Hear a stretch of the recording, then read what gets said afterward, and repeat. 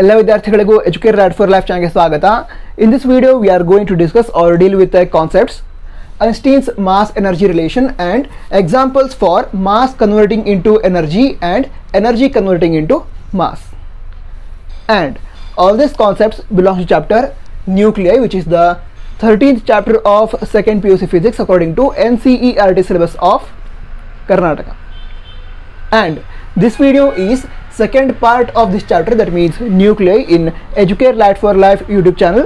If you haven't watched the previous episode, you can check the link in the description, or you can directly check our channel. Okay, let's start now and understand Einstein's mass energy relation. Okay, now according to Einstein's mass energy relation, mass and energy are interconvertible. Okay, according to Einstein's mass energy relation, energy and mass are interconvertible. That means energy can be converted into mass. Okay, similarly mass can be converted into energy. ಕನ್ನಡದಲ್ಲಿ ಹೇಳೋದಾದ್ರೆ mass ಇದೆ ಅಂತ ಹೇಳಿದ್ರೆ ಮಾಸನ್ನು ಎನರ್ಜಿಯಾಗಿ ಅಂದರೆ ಶಕ್ತಿಯಾಗಿ ಪರಿವರ್ತನೆ ಮಾಡಬಹುದು. ಅದೇ ರೀತಿ ಎನರ್ಜಿ ಇದೆ ಅಂತ ಹೇಳಿದ್ರೆ ಅದನ್ನು ಮಾಸ್ ಆಗಿ ಕನ್ವರ್ಟ್ ಮಾಡಬಹುದು. ಸರಿನಾ? ಅದಕ್ಕೋಸ್ಕರ ಏನಂದ್ರೆ ಅವರು mass and energy are interconvertible ಅಂತ ಹೇಳಿದರು. ಸರಿನಾ? ಇಲ್ಲಿ ಅದೇ ಬರ್ತದೆ, ಏನು, mass can be converted into energy.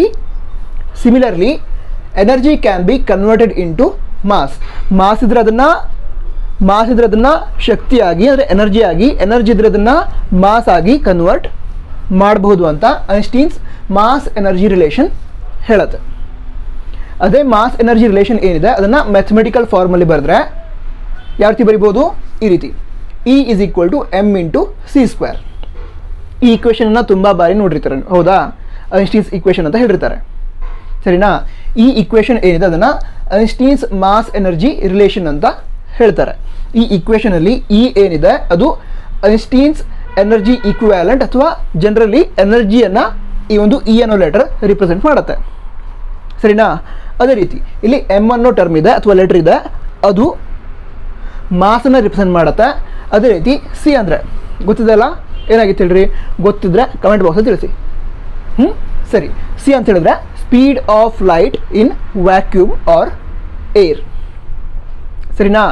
ಸರಿ, ಹಾಗಿದ್ರೆ ಐನ್ಸ್ಟೀನ್ಸ್ ಮಾಸ್ ಎನರ್ಜಿ ರಿಲೇಷನ್ ಅಂದರೆ ಏನದು ಗೊತ್ತಾಯಿತು. That is energy can be converted into mass, mass can be converted into energy.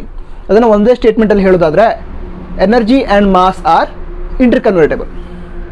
ಸರಿನಾ? ಹಾಗೆ ಐನ್ಸ್ಟೀನ್ಸ್ ಮಾಸ್ ಎನರ್ಜಿ ರಿಲೇಷನನ್ನು ಮ್ಯಾಥಮೆಟಿಕಲ್ ಫಾರ್ಮಲ್ಲಿ ಬರೆದ್ರೆ ಏನಂತ ಬರಿಬಹುದು? E = mc² ಅಂತ ಬರಿಬಹುದು ಈ ಈಕ್ವೇಷನ್. ಸರಿನಾ? ಈಗ ಐನ್ಸ್ಟೀನ್ಸ್ ಮಾಸ್ ಎನರ್ಜಿ ರಿಲೇಷನ್ ಪ್ರಕಾರ ನಮಗೇನು ಗೊತ್ತಿದೆ? ಈಗ mass can be converted into energy and energy can be converted into mass ಗೊತ್ತಿದೆ, ಹೌದಾ? ಅದಕ್ಕೆ ಎಕ್ಸಾಂಪಲ್ಸ್. ಸರಿನಾ? ಸರಿ, ಈಗ ಮೊದಲೇದು ಯಾವುದು?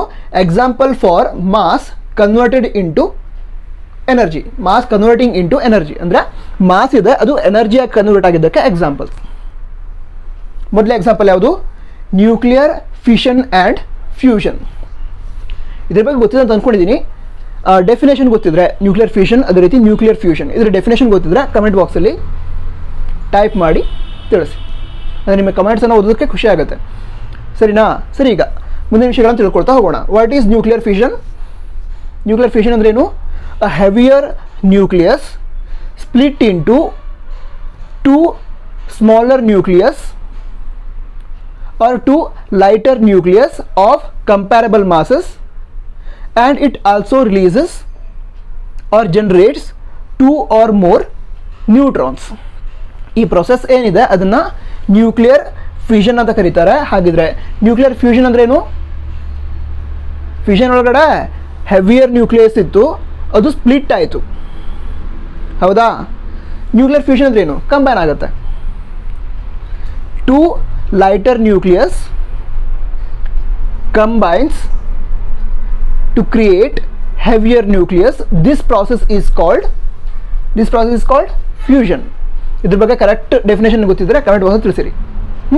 ಸರಿಯಾಗಿದ್ರೆ ನಾನು ಜನರಲ್ ಆಗಿ ಹೇಳಿದೆ, ಅದರ ಅರ್ಥ ಏನು ಅಂತ ಹೇಳಿದೆ. ಸರಿಯಾಗಿದ್ರೆ in nuclear fusion and also in nuclear fusion ಏನಾಗುತ್ತೆ, total mass of the end product is less than total mass of the reactants. ಹಾಗಿದ್ರೆ ನ್ಯೂಕ್ಲಿಯರ್ ಫ್ಯೂಷನಲ್ಲಿ ಏನಾಯಿತು, ನ್ಯೂಕ್ಲಿಯರ್ ಫ್ಯೂಷನಲ್ಲಿ ಏನಾಯಿತು, ಲೈಟರ್ ನ್ಯೂಕ್ಲಿಯಸ್ ಇತ್ತು, ಅದೆರಡು ಕಂಬೈನ್ ಆಗಿ ಒಂದು ದೊಡ್ಡ ನ್ಯೂಕ್ಲಿಯಸ್ ಬಂತು. ಎಲ್ಲಿ ಬಿಡಿಸುವ, ಎರಡು ಲೈಟರ್ ನ್ಯೂಕ್ಲಿಯಸ್ ಇತ್ತು, ಅದೆರಡು ಕಂಬೈನ್ ಆಗಿ ಏನಾಯಿತು, ಒಂದು ಹೆವಿಯರ್ ನ್ಯೂಕ್ಲಿಯಸ್ ಬಂತು, ಅಂದರೆ ಇದೆರಡಕ್ಕಿಂತ ದೊಡ್ಡದಿರೋ ಒಂದು ನ್ಯೂಕ್ಲಿಯಸ್ ಬಂತು. ಆ ಟೈಮಲ್ಲಿ ಏನಾಗುತ್ತೆ ಅಂತ ಹೇಳಿದರೆ, ಇದ್ರ ಟೋಟಲ್ ಮಾಸನ್ನು ಕ್ಯಾಲ್ಕುಲೇಟ್ ಮಾಡಿದರೆ, ಮಾಡಿದರು, ಏನೋ ಒಂದು ವ್ಯಾಲ್ಯೂ ಬಂತು. ಅದರ ನಂತರ ಇದೆರಡು ರಿಯಾಕ್ಟ್ ಆಗಿದೆ, ಯಾಕಂದರೆ ಕಂಬೈನ್ ಆಗಿದ್ದಕ್ಕೆ ನ್ಯೂಕ್ಲಿಯಸ್ ಬಂದಿತ್ತಾ, ಅದು ಸಹ ಏನು ಮಾಡಿದರು, ಈ ಎರಡು ನ್ಯೂಕ್ಲಿಯಸ್ಸಿನ ಮಾಸ್ ಏನಿತ್ತು, ಅಂದರೆ ಇದನ್ನು M1, ಇದನ್ನು M2 ಅಂತ ತೆಗೆದುಕೊಂಡ್ರೆ, ಇದನ್ನು ಕ್ಯಾಪಿಟಲ್ M ಅಂತ ತೆಗೆದುಕೊಂಡ್ರೆ, ಈ ಎರಡು ನ್ಯೂಕ್ಲಿಯಸ್ ಕಂಬೈನ್ ಆಗಿತ್ತಾ, ಕಂಬೈನ್ ಆಯಿತು, ಹೆವಿಯರ್ ನ್ಯೂಕ್ಲಿಯಸ್ ಬಂತು. ಸರಿನಾ? ಆವಾಗ ಈ ನ್ಯೂಕ್ಲಿಯಸ್ ಬಂತು. ಆವಾಗ ಏನಾಗಬೇಕು, ಈ ಎರಡು ಮಾಸಸ್ಸನ್ನು ಆ್ಯಡ್ ಮಾಡಿದರೆ ಈ ಮಾಸಿಗೆ ಅದು ಈಕ್ವಲ್ ಆಗಬೇಕು. ಹೌದಾ? ಯಾಕೆ ಇದೇ ಎರಡು ನ್ಯೂಕ್ಲಿಯಸನ್ನು ಆ್ಯಡ್ ಮಾಡಿದ್ದು ಅಥವಾ ನ್ಯೂಕ್ಲಿಯೈ ಕಂಬೈನ್ ಆಗಿದ್ದು, ಅದಕ್ಕೋಸ್ಕರ. ಆದರೆ ಏನಾಗುತ್ತೆ ಅಂತ ಹೇಳಿದರೆ, ಇದ್ರ ಮಾಸ್ ಏನಿದೆ, ಅಂದರೆ ಟೋಟಲ್ ಮಾಸ್ ಏನಿದೆ, ಅದು ಇವೆರಡನ್ನು ಆ್ಯಡ್ ಮಾಡಿದರೆ M1 ಪ್ಲಸ್ M2, ಆ ಎರಡು ಮಾಸಸ್ಸನ್ನು ಆ್ಯಡ್ ಮಾಡಿದರೆ ಏನು ವ್ಯಾಲ್ಯೂ ಇರ್ತದಲ್ಲ, ಅದಕ್ಕಿಂತ ಈ ಮಾಸ್, ಅಂದರೆ ಕಂಬೈನ್ ಆದ ನಂತರ ಬಂದಿರುತ್ತಲ್ಲ ಪ್ರಾಡಕ್ಟ್, ಅದ್ರ ಮಾಸ್ ಸ್ವಲ್ಪ ಕಡಿಮೆ ಇರುತ್ತೆ, ಅಂದರೆ ಡಿಫ್ರೆನ್ಸ್ ಬಂದಿರುತ್ತೆ. ಇದನ್ನೇನು ಕರಿತೇವೆ ನಾವು, ಮಾಸ್ ಡಿಫೆಕ್ಟ್ ಅಂತ ಕರಿತೇವೆ.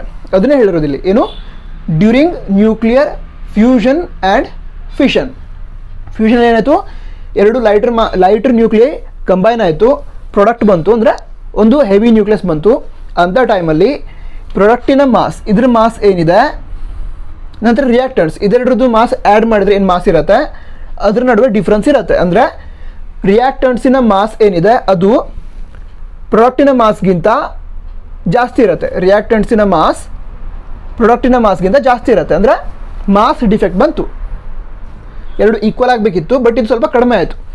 ಆ ಡಿಫೆಕ್ಟ್ ಏನಿರುತ್ತಲ್ಲ, ಅಂದರೆ ಮಾಸ್ ಡಿಫೆಕ್ಟ್ ಏನಿರುತ್ತಲ್ಲ, ಅದು ಎನರ್ಜಿಯಾಗಿ ಕನ್ವರ್ಟ್ ಆಗಿರುತ್ತೆ. ಸರಿನಾ?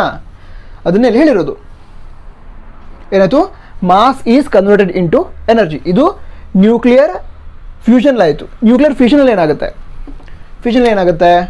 ಒಂದು ಹೆವಿ ನ್ಯೂಕ್ಲಿಯಸ್ ಇದೆ, ಅದೇನಾಯಿತು, ಸ್ಪ್ಲಿಟ್ ಆಯಿತು, ಎರಡು ಲೈಟರ್ ನ್ಯೂಕ್ಲಿಯಸ್ ಆಯಿತು.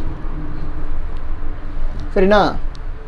M1 ಪ್ಲಸ್ M2, ಇದು ಕ್ಯಾಪಿಟಲ್ M. ಇದ್ರಲ್ಲೂ ಕೂಡ ಇದ್ರದ್ದು ಯಾವುದೊಂದು ಮಾಸ್ ಇದೆ, ಅದನ್ನು ಕ್ಯಾಲ್ಕುಲೇಟ್ ಮಾಡಿದ್ವಿ, ಅದಕ್ಕೆ ಒಂದು ವ್ಯಾಲ್ಯೂ ಬಂದಿದೆ ಮಾಸ್ ಅನ್ನೋದು ಕ್ಯಾಲ್ಕುಲೇಟ್ ಮಾಡಿದ್ವಿ. ಅದರ ನಂತರ ಇಲ್ಲಿ ಎರಡು ಮಾಸ್ ಇದೆ, ಅದನ್ನು ಆ್ಯಡ್ ಮಾಡಿದ್ವಿ, M1 ಪ್ಲಸ್ M2. ಇದು ರಿಯಾಕ್ಟೆಂಟ್ ಆಗಿರುತ್ತೆ, ಇದು ಪ್ರಾಡಕ್ಟ್ ಆಗಿರುತ್ತೆ. ಸರಿನಾ?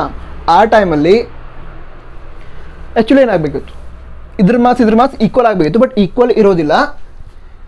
ಈ ರಿಯಾಕ್ಟೆಂಟಿನ ಮಾಸ್ ಏನಿದೆ ಅಲ್ಲ, ಅದ್ರಿಗಿಂತ ಈ ಪ್ರಾಡಕ್ಟಿನ ಮಾಸನ್ನು ಆ್ಯಡ್ ಮಾಡಿದ್ರೆ ಏನು ವ್ಯಾಲ್ಯೂ ಬಂದಿರುತ್ತೋ ಅದು ಸ್ವಲ್ಪ ಕಡಿಮೆ ಇರುತ್ತೆ. ಅದನ್ನು ಕೂಡ ಮಾಸ್ ಡಿಫೆಕ್ಟ್ ಅಂತ ಕರೀತಾರೆ. ಸರಿನಾ? ಹಾಂ, ಆ ಮಾಸ್ ಡಿಫೆಕ್ಟ್ ಅಂದರೆ ಎಷ್ಟು ಎನರ್ಜಿ ಡಿಫ್ರೆನ್ಸ್ ಬಂದಿರುತ್ತಲ್ಲ, ಎಷ್ಟು ಮಾಸಿನ ಡಿಫ್ರೆನ್ಸ್ ಬಂದಿರುತ್ತಲ್ಲ, ಅದು ಎನರ್ಜಿಯಾಗಿ ಕನ್ವರ್ಟ್ ಆಗಿರುತ್ತೆ. ಅದಕ್ಕೋಸ್ಕರ ಏನಾಯ್ತು, ಈಗ ಈ ನ್ಯೂಕ್ಲಿಯರ್ ಫ್ಯೂಷನ್ ಮತ್ತು ನ್ಯೂಕ್ಲಿಯರ್ ಫ್ಯೂಷನ್ ಆ ಪ್ರೊಸೆಸ್ ಒಳಗಡೆ ಏನು ಮಾಸ್ ಡಿಫೆಕ್ಟ್ ಆಗಿರುತ್ತೆ, ಅದು ಎನರ್ಜಿಯಾಗಿ ಕನ್ವರ್ಟ್ ಆಗಿರುತ್ತೆ. ಅದಕ್ಕೋಸ್ಕರ this is a example for mass converting into energy. ಅರ್ಥ ಆಯಿತು ಅಂತ ಅನ್ಸುತ್ತೆ. ಈಸಿ ಇದೆ ಅಲ್ಲ? ಈಸಿ ಇದೆ. ಹಾಂ, ನೆಕ್ಸ್ಟ್ ಇದಕ್ಕೆ ಮತ್ತೊಂದು ಎಕ್ಸಾಂಪಲ್ ಕೂಡ ಕೊಟ್ಟಿದ್ದಾರೆ. ಯಾವುದು? ಎನಿಹಿಲೇಷನ್ ಅಂತ. ಎನಿಹಿಲೇಷನ್ ಅಂತ ಹೇಳಿದ್ರೆ ಒಂದು ರೀತಿ ಡಿಸ್ಟ್ರಕ್ಷನ್ ಅಥವಾ ಡಿಸ್ಟ್ರಾಯ್ ಆಗೋದು ಅಂತ ಅರ್ಥ. ಏನು ಡಿಸ್ಟ್ರಾಯ್ ಆಗುತ್ತೆ ಹಾಗಿದ್ರೆ? ಏನು ಡಿಸ್ಟ್ರಾಯ್ ಆಗುತ್ತೆ? ಇದು ಮಾಸ್ ಕನ್ವರ್ಟಿಂಗ್ ಇಂಟು ಎನರ್ಜಿ. ಹಾಗಿದ್ರೆ ಮಾಸ್ ಏನಿದೆ ಅದು ಡಿಸ್ಟ್ರಾಯ್ ಆಗುತ್ತೆ ಅಂತ ಹೇಳಿದ್ರೆ ಆ ಮಾಸ್ ಇದ್ದು ಹೋಗುತ್ತೆ, ಅದು ಕಂಪ್ಲೀಟ್ ಆಗಿ ಎನರ್ಜಿಯಾಗಿ ಕನ್ವರ್ಟ್ ಆಗುತ್ತೆ. ಅದಕ್ಕೋಸ್ಕರ ಅದನ್ನು ಎನಿಹಿಲೇಷನ್ ಆಫ್ ಮ್ಯಾಟರ್ ಅಂತ ಕರೆದ್ರು. ಸರಿನಾ? ಇಲ್ಲಿ ಅದಕ್ಕೆ ಏನು ಸ್ಟೇಟ್ಮೆಂಟ್ ಬರ್ತಿದೆ, ಏನು, when a particle like electron collide with antiparticle positron, the entire mass is converted into energy. ಯಾವಾಗ ಒಂದು ಪಾರ್ಟಿಕಲ್ ಮತ್ತು ಅದರ ಆಂಟಿ ಪಾರ್ಟಿಕಲ್ ಕೊಲೈಡ್ ಆಗ್ತದೆ, ಆವಾಗ ಆ ಎರಡು ಪಾರ್ಟಿಕಲ್ ಮತ್ತು ಆ್ಯಂಟಿ ಪಾರ್ಟಿಕಲ್ ಅದೆರಡ್ರದ್ದು ಮಾಸ್ ಏನಿರುತ್ತೆ ಅದು ಎನರ್ಜಿಯಾಗಿ ಕನ್ವರ್ಟ್ ಆಗುತ್ತೆ. ಅದಕ್ಕೆ ಎಕ್ಸಾಂಪಲ್ ಯಾವ ತೆಗೆದುಕೊಂಡ್ರು ಎಲೆಕ್ಟ್ರಾನ್ ನಂತರ ಪಾಸಿಟ್ರಾನ್, ಇದೆರಡು ಏನಾಯಿತು ಕೊಲೈಡ್ ಆಯಿತು. ಕೊಲೈಡ್ ಆಗಿಂದ ಏನಾಯಿತು ಎನರ್ಜಿ ಬಂತು. ಈ ಕ್ವೆಶನ್ ನೋಡಿದಿರಲ್ವಾ, ಯಾವ್ದು ಹೇಳಿ, E = h². ಇಲ್ಲಿ ಬರೀಲಾ? ಓಕೆ, ಇಲ್ಲಿ ಬರೀತೀನಿ. E = h². ನೋಡಿದಿರಾ ಈ ಕ್ವೆಶನ್ನ? ಹಾಗಿದ್ರೆ h² ಅಂದರೆ ಏನು, ಎನರ್ಜಿ ಆಗಿರುತ್ತಾ? ಹೌದು, ಎನರ್ಜಿ ಆಗಿರುತ್ತೆ. ಹಾಗಿದ್ರೆ ಎಲೆಕ್ಟ್ರಾನ್ ಮತ್ತು ಯಾವುದು ಪಾಸಿಟ್ರಾನ್ ಇದೆರಡು ಏನಾಗಿರುತ್ತೆ ಪಾರ್ಟಿಕಲ್ಸ್. ಹೌದಾ? ಪಾರ್ಟಿಕಲ್ಸ್ ಅಂತಂದ್ರೆ ಮಾಸ್ ಇರುತ್ತೆ. ಸೊ ಇವೆರಡು ಪಾರ್ಟಿಕಲ್ಸ್ ಅಂದರೆ ಅದು ಎರಡಕ್ಕೂ ಮಾಸ್ ಇದೆ. ಅವೆರಡು ಕೊಲೈಡ್ ಆದಾಗ, ಕೊಲೈಡ್ ಅಂದ್ರೆ ಏನು, ಕೊಲಿಷನ್ ಗೊತ್ತಿದೆಯಲ್ಲ. ಅವೆರಡು ಕೊಲೈಡ್ ಆದಾಗ ಏನಾಗುತ್ತೆ, ಆ ಎರಡು ಮಾಸ್ ಇರೋದಿಲ್ಲ. ಅಂದರೆ ಈ ಒಂದು ಪಾಸಿಟ್ರಾನ್ ಅದೇ ರೀತಿ ಎಲೆಕ್ಟ್ರಾನಿನ ಮಾಸ್ ಏನಿರುತ್ತೆ ಅದು ಕಂಪ್ಲೀಟ್ ಆಗಿ ಎನರ್ಜಿಯಾಗಿ ಕನ್ವರ್ಟ್ ಆಗುತ್ತೆ. ಈ ಪ್ರೊಸೆಸನ್ನು ಏನು ಕರಿತೇವೆ ನಾವು, ಎನಿಹಿಲೇಷನ್ ಅಂತ ಕರಿತೇವೆ. ಯಾಕೆ? ಮಾಸ್ ಸಂಪೂರ್ಣವಾಗಿ ಎನರ್ಜಿಯಾಗಿ ಕನ್ವರ್ಟ್ ಆಯಿತು ಅಥವಾ ಆಗತ್ತೆ, ಅದು ಸಲುವಾಗಿ. ಈಸಿ ಇದೆಯಾ? ಈಸಿ ಇದೆ. ಅರ್ಥ ಆಗಿದ್ರೆ ಅದರ ಡೆಫಿನೇಷನ್ ಕೂಡ ಕಮೆಂಟ್ ಬಾಕ್ಸಲ್ಲಿ ಬರೀರಿ. ನಂತರ ನೆಕ್ಸ್ಟ್ ಯಾವುದು, example for energy converted into or energy converting into mass. ಅಂದರೆ ಈ ಕೇಸ್ ಒಳಗೆ ಏನಿದೆ, ಎನರ್ಜಿ ಇದೆ, ಅದು ಮಾಸ್ ಆಗಿ ಕನ್ವರ್ಟ್ ಆಯಿತು. ಸರಿನಾ? ಅದಕ್ಕೆ ಇಲ್ಲಿ ಸ್ಟೇಟ್ಮೆಂಟ್ ಬರೆದಿದ್ದೆ ಏನು, when high energy photon like when high energy photon like gamma ray collides with nucleus of an atom, a pair of particle and antiparticle is produced. This process is called pair production. ಅಂದರೆ high energy ಏನು, high energy ಯಾವುದು, photon. High energy photon, ಅದಕ್ಕೆ example ಯಾವ್ದು ಹೇಳಿದ್ರೆ ಅವರು, gamma ರೇ. ಸರಿನಾ? ಒಂದು ನ್ಯೂಕ್ಲಿಯಸ್ ಇದೆ, ಆ ನ್ಯೂಕ್ಲಿಯಸ್ ಮೇಲೆ ಆಯಿತು ಗ್ಯಾಮಾ ರೇ ಇನ್ಸಿಡೆಂಟ್ ಆಯಿತು. ಆ ಟೈಮಲ್ಲಿ ಏನಾಗುತ್ತೆ, ಗ್ಯಾಮಾ ರೇ ಅಂದರೆ ಏನು, ಹೈ ಎನರ್ಜಿ ಇರುತ್ತೆ. ಆ ಎನರ್ಜಿ ಏನಿದೆ ಅದು ಒಂದು ಪಾರ್ಟಿಕಲನ್ನು ಅದೇ ರೀತಿ ಆ್ಯಂಟಿ ಪಾರ್ಟಿಕಲನ್ನು ಕ್ರಿಯೇಟ್ ಮಾಡುತ್ತೆ. ಸರಿನಾ? ಹೈ ಎನರ್ಜಿ ಗ್ಯಾಮಾ ರೇ ಅದೇನಾಗಿರುತ್ತೆ, ಎನರ್ಜಿ ಆಗಿರುತ್ತೆ. ಆ ಎನರ್ಜಿ ಒಂದು ಪಾರ್ಟಿಕಲ್ ಮತ್ತು ಆ್ಯಂಟಿ ಪಾರ್ಟಿಕಲ್ನ ಕ್ರಿಯೇಟ್ ಮಾಡುತ್ತೆ. ಈ ಪ್ರೊಸೆಸ್ ಏನಿದೆ ಅದನ್ನು ಪೇರ್ ಪ್ರೊಡಕ್ಷನ್ ಅಂತ ಕರೀತಾರೆ. ಯಾಕೆ? ಪಾರ್ಟಿಕಲ್ ಒಂದು ಮತ್ತೊಂದು ಆ್ಯಂಟಿ ಪಾರ್ಟಿಕಲ್, ಎರಡು particle, 2 particle. So it is called pair. Okay, ಸರಿ. ಹಾಗಿದ್ರೆ ಏನಾಗುತ್ತೆ, ಹೈ ಎನರ್ಜಿ ಗ್ಯಾಮಾ ರೇ ಒಂದು ನ್ಯೂಕ್ಲಿಯಸ್ ಮೇಲೆ ಬಿದ್ದರೆ ಅದೇನು ಮಾಡುತ್ತೆ, ಒಂದು ಪಾರ್ಟಿಕಲ್ ಮತ್ತು ಆ್ಯಂಟಿ ಪಾರ್ಟಿಕಲ್ನ ಕ್ರಿಯೇಟ್ ಮಾಡುತ್ತೆ. ಅದಕ್ಕೆ ಇಲ್ಲಿ ಎಕ್ಸಾಂಪಲನ್ನು ಕೊಟ್ಟಿದ್ದಾರೆ. ಏನು, ಎನರ್ಜಿಯನ್ನು h² ಅಂತ ಬರೆದಿದ್ದು, ನಂತರ ಒಂದು ಪಾರ್ಟಿಕಲ್ ಮತ್ತು ಮತ್ತೊಂದು ಯಾವುದು, ಆ್ಯಂಟಿ ಪಾರ್ಟಿಕಲ್, ಆ್ಯಂಟಿ ಪಾರ್ಟಿಕಲ್. ಸರಿನಾ? ಇದೆ ಎಲೆಕ್ಟ್ರಾನ್ ಮತ್ತು ಪಾಸಿಟ್ರಾನ್ ಕ್ರಿಯೇಟ್ ಮಾಡ್ತು. ಈ ಪ್ರೊಸೆಸ್ ಏನಿದೆ ಅದನ್ನು ಪೇರ್ ಪ್ರೊಡಕ್ಷನ್ ಅಂತ ಕರೀತಾರೆ. ನಂತರ ಈ ಪ್ರೊಸೆಸ್ ಏನಿದೆ ಅದು ಎನರ್ಜಿ ಕನ್ವರ್ಟಿಂಗ್ ಇಂಟು ಮಾಸ್, ಅದಕ್ಕೆ ಎಕ್ಸಾಂಪಲ್ ಆಗಿರ್ತದೆ. ವಿಡಿಯೋ ಇಷ್ಟ ಆಗಿದ್ರೆ ಅಥವಾ ಅರ್ಥ ಆಗಿದ್ರೆ ಕಮೆಂಟ್ ಬಾಕ್ಸಲ್ಲಿ ತಿಳಿಸಿ. ನಿಮ್ಮ ಕಮೆಂಟ್ಸನ್ನು ಓದೋದಕ್ಕೆ ತುಂಬ ಖುಷಿ ಆಗುತ್ತೆ. ನಂತರ ನೀವೇನು ಕಮೆಂಟ್ಸ್ ಮಾಡ್ತೀರಾ, ನಂತರ ಲೈಕ್ ಮಾಡ್ತೀರಾ, ನಂತರ ಮತ್ತೇನು ಸಬ್ಸ್ಕ್ರೈಬ್ ಆಪ್ಷನ್ ಇರುತ್ತೆ. ಸಬ್ಸ್ಕ್ರೈಬ್ ಮಾಡ್ತೀರಾ, ಅದು ಆನ್ಲೈನಲ್ಲಿ ಟೀಚ್ ಮಾಡ್ತಾ ಇರುವಂತಹ ಟೀಚರ್ಸಿಗೆ ಮೋಟಿವೇಶನ್ ಆಗಿರುತ್ತೆ. ಅದಕ್ಕೋಸ್ಕರ ವಿಡಿಯೋ ಇದುವರೆಗೆ ಲೈಕ್ ಮಾಡಿದ್ರೆ ಲೈಕ್ ಮಾಡಿರಿ, ಮೊದಲೇ ಬಾರಿ ವಿಸಿಟ್ ಮಾಡಿದ್ರೆ ಸಬ್ಸ್ಕ್ರೈಬ್ ಕೂಡ ಮಾಡಿರಿ. ಹಾಗೆ ವಿಡಿಯೋದ ಲಿಂಕನ್ನು ನಿಮ್ಮ ಗೆಳೆಯರಿಗೆ, ಅಂದರೆ ಕ್ಲಾಸ್ಮೇಟ್ಸ್ ಇರ್ತಾರೆ ಅಥವಾ ರಿಲೇಟಿವ್ಸಲ್ಲಿ ಕೂಡ ಕಲಿತಿದ್ದವರು ಇದ್ದರೆ ಅವರಿಗೆ ಶೇರ್ ಮಾಡಿರಿ. All the best. ಎಕ್ಸಾಮ್ ಚೆನ್ನಾಗಾಗುತ್ತೆ, ಚೆನ್ನಾಗಿ ಪ್ರಿಪರೇಷನ್ ನಡೆಸಿದ್ರೆ ಆಯಿತು ಅಷ್ಟೇ. All the best. ಜೈ ಹಿಂದ್. ವಂದೇ ಮಾತರಂ.